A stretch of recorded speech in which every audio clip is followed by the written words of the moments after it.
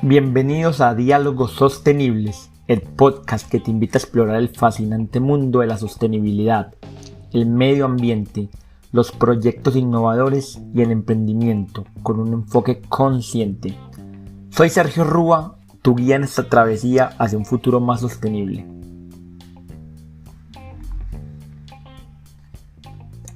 En cada episodio nos sumergiremos en conversaciones profundas con expertos, emprendedores y líderes de pensamiento que están marcando la diferencia en la región. Trataremos temas de medio ambiente, emprendimiento, gestión de proyectos, sostenibilidad, economía circular, entre otros.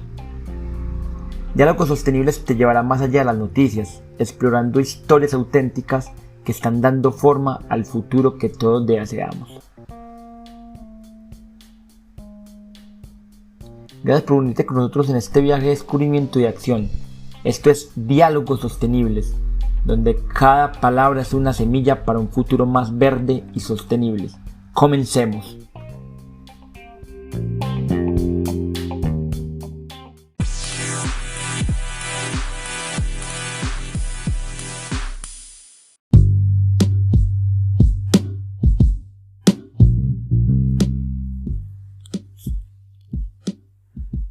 Buenas noches, un saludo muy especial el día de hoy. Por aquí de nuevo en este episodio donde vamos a hablar un poco acerca de lo que sucede en la ciudad de Medellín y más que todo en Colombia. Y es el fenómeno del Niño, en el cual hemos vivido, hemos visto, hemos oído acerca de este tema en las noticias.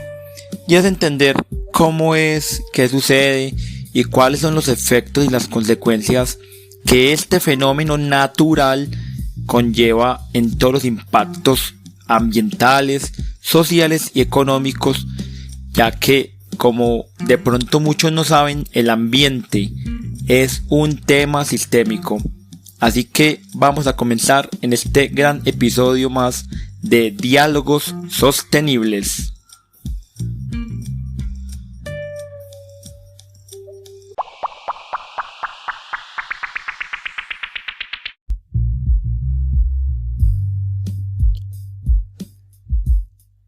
Entonces, el fenómeno del Niño, como muchos han escuchado en las noticias, en todos los medios de comunicación, periódicos, televisión, entre otros, el fenómeno del Niño es un fenómeno natural que ocurre cada X años, y es porque el Océano Pacífico se calienta debido a la variabilidad climática.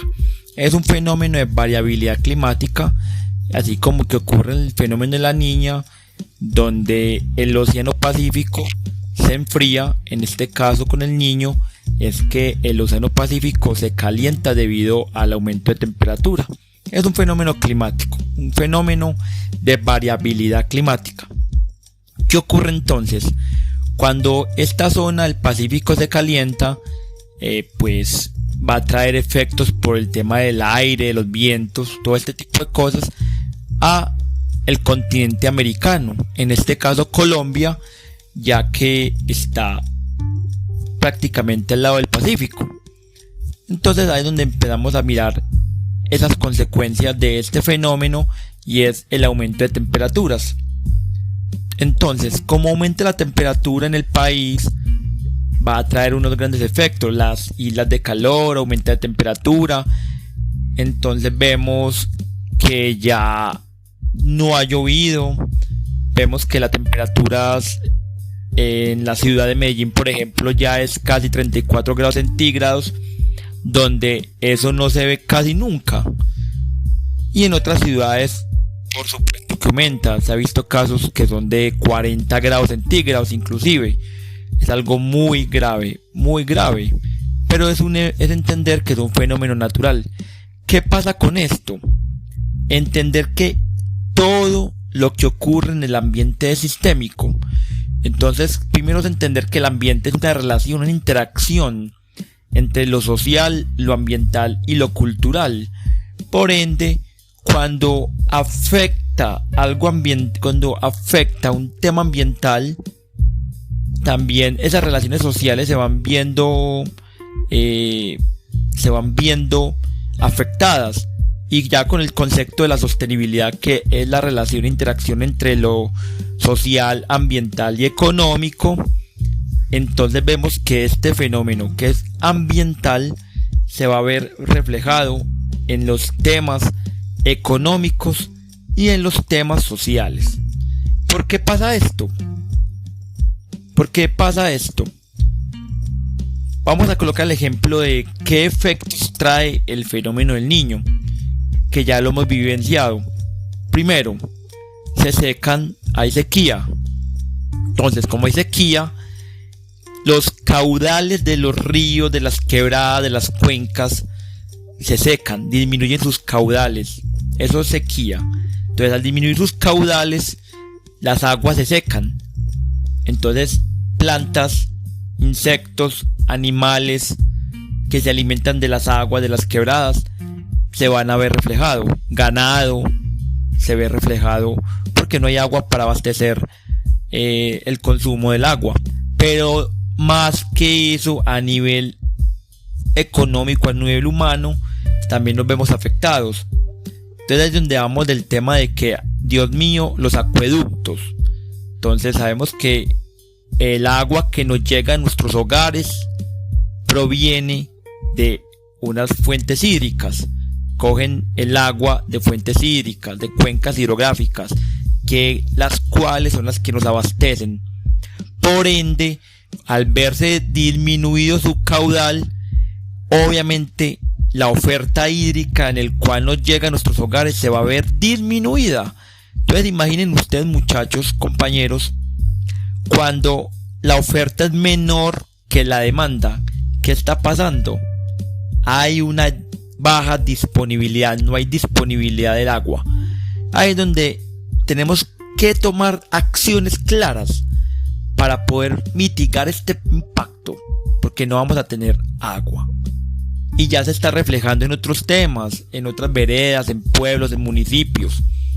Ya se ha evidenciado que los acueductos veredales, que son una situación clave para el abastecimiento de aguas en zonas rurales, ya están afectadas y no está pudiendo llegar el agua clara como debe ser, con la cantidad adecuada a satisfacer las demandas en las zonas rurales.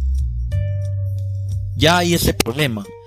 Ya han tenido que tomar medidas para poder mitigar esos impactos por la baja disponibilidad del agua para estas zonas rurales.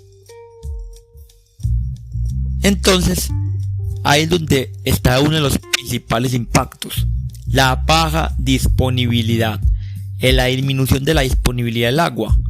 Porque claro, al no tener caudales, al no tener una oferta hídrica como la tenemos, y seguir con la demanda que se tiene en un lugar determinado, no va a haber agua. Por ende, se van a ver afectados, y eso tiene un impacto económico, porque claro, ya vemos algunos lugares que dependen del agua para su abastecimiento: ganadería, cultivos, pesca, por ejemplo, los que usan el agua para pesca, los que usan el agua para consumo de recreación, etc. Yo ayer vi una noticia en El Colombiano, periódico acá de la ciudad de Medellín, en el cual Corantioquia suspendía concesión de aguas a empresas, a establecimientos para uso recreativo. Claro, entonces vamos a pensar, ¿qué va a pasar con esos negocios si no pueden usar el agua para su actividad económica? Van a haber pérdidas económicas, obviamente. Entonces mire cómo afecta lo económico. Vamos a colocar el ejemplo de la ganadería, que necesitaba X cantidad de agua para satisfacer la demanda de agua de su ganado. O en el caso de los cultivos, que ya hemos visto sequías, cómo afectan los cultivos. Entonces mire que la parte ambiental, va a afectar la parte económica y la parte social. En lo social, porque claro, nosotros dependemos del agua para satisfacernos, para el consumo. Entonces van a haber temas de sed, temas de islas de calor, golpes de calor, que es otro de los efectos en la salud. Eso es otro efecto que trae el fenómeno del niño. El tema de la disponibilidad y el tema de la afectación en la salud por los golpes de calor. Ese es otro efecto. Otro efecto clave que también tiene que ver mucho es el aumento de los incendios forestales. Entonces hemos visto cómo se queman hectáreas de bosques, de áreas protegidas, de áreas de reservas. Inclusive es triste ver que páramos, como en Bogotá por ejemplo, que se han quemado estas plantas fraigelones, perdón, ahí la planta se me olvida el nombre, que son las plantas donde sirven para el sumidero de agua, para las reservas de agua en los páramos. Entonces, son plantas frailejones, perdón. Ahí me olvida el nombre, pero es eso. Esas plantas se demoran 50 años según las fuentes científicas. Se demoran 50 años en recuperarse. Y esas plantas son útiles, son claves para el tema de la conservación del agua. Porque en los páramos es donde nace el agua, donde muchas de las aguas en el cual nos abastecemos nacen en los páramos. Entonces mire el efecto tan grave que se tiene por el aumento de los incendios, hectáreas de bosques perdidos que tardan en poder recuperarse, y eso obviamente afecta el tema del calentamiento global, el tema de el desbalance del carbono, del CO2, porque recuerden ustedes que uno de los elementos claves para el cambio climático es conservar bosques, porque son sumideros de carbono. Y claro, al haber tanta deforestación y tanto incendio, hay un desbalance en el tema del carbono, del CO2. Entonces mire cómo se genera todo este montón de circunstancias por estos fenómenos. Entonces, ¿qué debemos hacer? ¿Cuáles son las acciones que debemos tomar en estos escenarios? Aquí voy a compartir algunos. La primera acción tiene que ver mucho con el agua, con la disponibilidad del recurso hídrico. Hay que hacer un uso responsable del agua. Eso es fundamental. Pues como ya han disminuido los caudales, como han disminuido la oferta, tenemos que disminuir demanda para que logremos ese equilibrio. Y eso se logra con un uso óptimo del agua. Entonces, por ejemplo, aquí invitamos no demorarnos mucho en el baño bañándonos, recoger agua para que tengamos ahí una fuente clave, no desperdiciar el agua, no malgastar el agua, detectar pérdidas. Claro, es como el uso responsable. En el caso de industrias, en el caso de empresas, lograr una disminución de su uso, que sea un uso racional. En el caso de lavaderos de autos que gastan gran cantidad de agua, evitar lavarlos, evitar no usar tanta agua para hacer lavados, o por lo menos disminuir su frecuencia. Eso es importante para que no lleguen a ese tema de racionalizar agua, porque si sigue la demanda aumentando, ya han tomado medidas, se van a tomar medidas en algunos lugares de racionalizar agua, y eso es muy grave, porque necesitamos del agua para poder satisfacer nuestras necesidades básicas. Entonces no tratar de derrochar agua, eso es clave, no tratar de derrochar agua.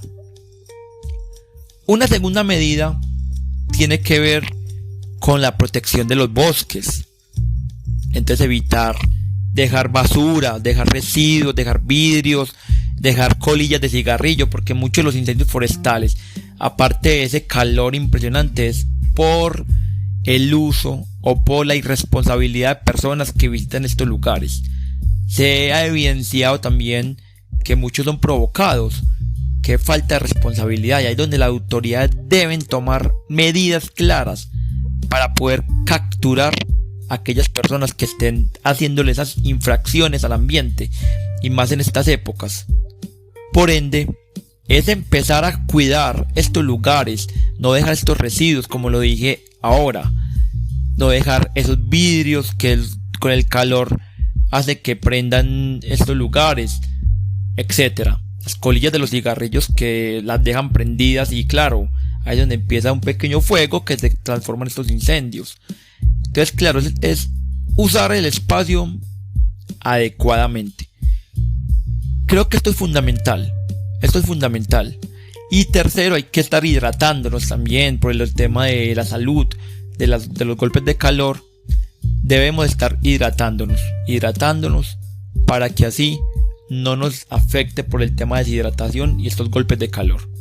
Dejo estas 3 acciones, son muy básicas, pero creo que tomando pequeñas medidas podemos lograr cambios, o por lo menos mitigar estos impactos que se generan por el fenómeno del Niño. Como les dije al inicio, que es un fenómeno natural, pero la clave es adaptarnos, y esa es una de las cosas que tenemos que empezar a trabajar, y ahí es donde el gobierno tiene un papel fundamental con la implementación de políticas de adaptación a la variabilidad climática, al cambio climático, como la gestión del riesgo. Por ejemplo, ¿cómo voy a gestionar esos riesgos que se dan por estos temas climáticos? Eso es fundamental. No siendo más, aquí dejo el día de hoy en este episodio una pequeña reflexión en torno a lo que nos está sucediendo, al fenómeno del Niño. Y recuerden, estos fenómenos son naturales. La clave es adaptarnos, estar resilientes para poder lograr un equilibrio y ser sostenibles. No siendo más, aquí me despido. Que tengan una excelente noche.